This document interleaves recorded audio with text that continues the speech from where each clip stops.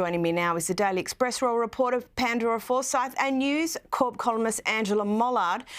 Angela, what does the King do with Andrew from here? Who knows what else is in this book?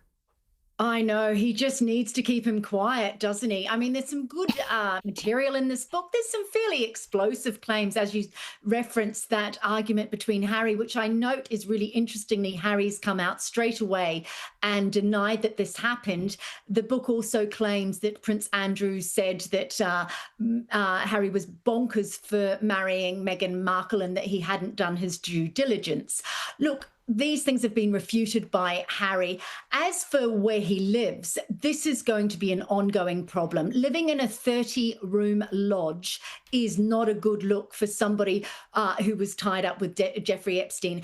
The best that the King can hope for is that Andrews stays quiet. It's so problematic, but that he stays quiet. As he gets older, he just stays more in his own world. I mean, I think that one of the reasons that Charles is showing compassion to Andrew was, of course, because his former wife, who he still lives with, obviously went through breast cancer and skin cancer. So I think that there was some kindness there and not having to force that eviction. Pandora, we know that Andrew isn't popular, but what's the sentiment around this in the UK? How tolerant do you think the British public are going to be here?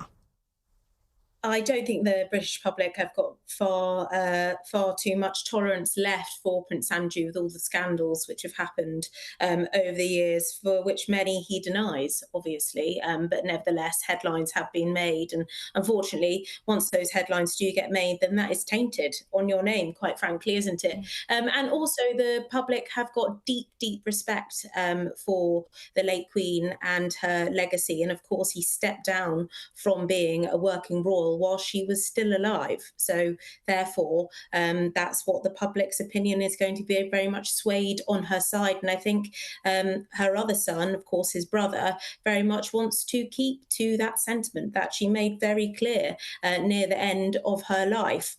So therefore, yes, he did sign a 75-year lease in 2003 for this Royal Lodge. And of course, we know that he is now going to stay there, but he needs to keep himself out of the public eye. He might not like that, but the British public, I think, have very much had enough of the drama which comes with the royal family. They know that they have to do a job, and that's what they frankly just want to see the royal family do.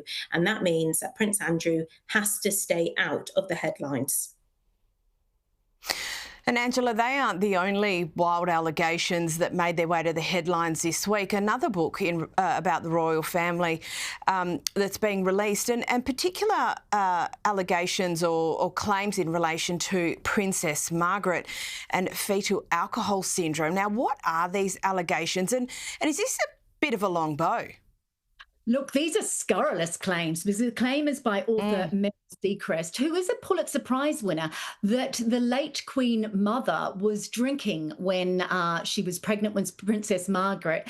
And the writer makes the claim that Princess Margaret possibly had fetal alcohol syndrome.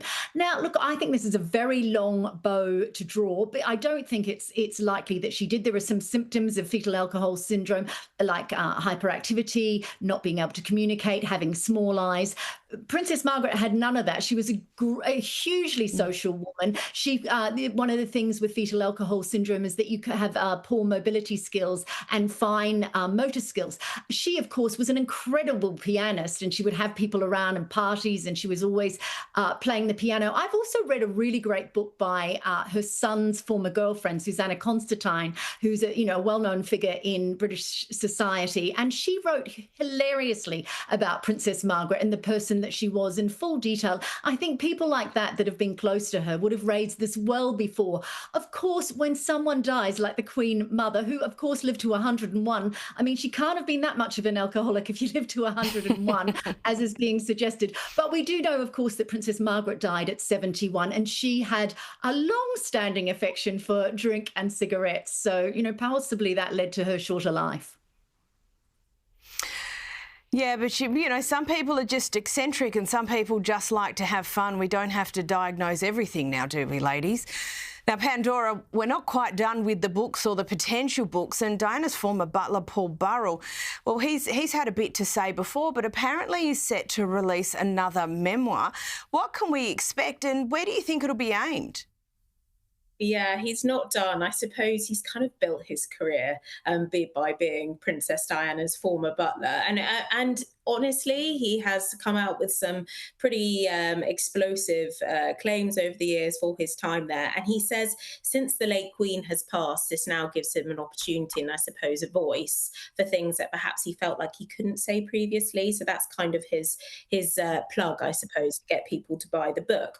But what we do know is this: when Harry released Spare, in Spare he spoke about Mummy's butler.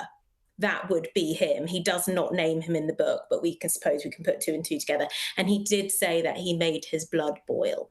So that, I think, goes to show just sort of his relations with Harry. And over the years, Paul has also been very vocal about this too. So whether this book will have more explosive claims, perhaps about Harry, the boys, whatever it might be, I can't imagine it'll go down very well in Montecito. But as Harry and Meghan said, that it's just noise, isn't it? It's just noise. But no, I can't imagine it will go down very well. And I don't think William over the years has had much to say about this either. But of course, everyone wants to know the secrets behind the royal family and the palaces. That is the joy in covering the royal families. You don't know everything. So if there are any inkling of any secrets or claims, then people will buy this book. Oh, no doubt they'll buy this book. They buy all these books. Now, on to something else. And during a press conference in the UK with Prime Minister Keir Starmer this week, Donald Trump, he appeared to, well, I think the cool kids call it throwing shade at the Sussexes. Here it is. I've gotten to know a lot of the family members. They're great people. They're really great people. And in that sense, I think that the UK is very lucky. You could have people that weren't great people. I don't know if I'd say that, but you could have people that weren't. But we're very lucky to have a royal family. Angela, I love how uncomfortable the Prime Minister looks, but this would definitely not be the first time that Trump has had a crack at the Sussexes. He loves having a crack at the Sussexes. He's said all things about Meghan for years. He's talked about her being nasty to him, how she's a terrible person, how Harry is whipped by her, and that she's under his, he's under her thumb. Of course, there's some beef between Trump and Harry over whether or not he lied on his immigration papers, and because of course Harry wrote in Spare about taking drugs. But I just love watching Keir Starmer in that clip, because he's just trying to save it going wrong here. Trump saying lovely things about Charles and Camilla. He adores William, obviously. They had that lovely tete-a-tete earlier this year, and then you just don't want him to drop them in it, because it's this is politics. You've got to get on with everybody. But Trump will always put his 2 cents in, and he certainly did. I think we'll still be hearing more from him in the future around the royal family. Oh, absolutely. Harry and Meghan. Absolutely, that is for sure. And Pandora, while we're moved on to the Sussexes, and this week there's more news coming out in relation to the Sussexes Netflix deal and Meghan's lifestyle brand. I think my favourite was the shot over the bow from Martha Stewart. What's the update? Yeah, so Martha Stewart is the go-to lifestyle guru. If you're within that space, and you would have known that she has always been on the scene. And it wasn't so much of a dig per se, but she did get asked about Meghan. She did say that she didn't really know Meghan, fair enough.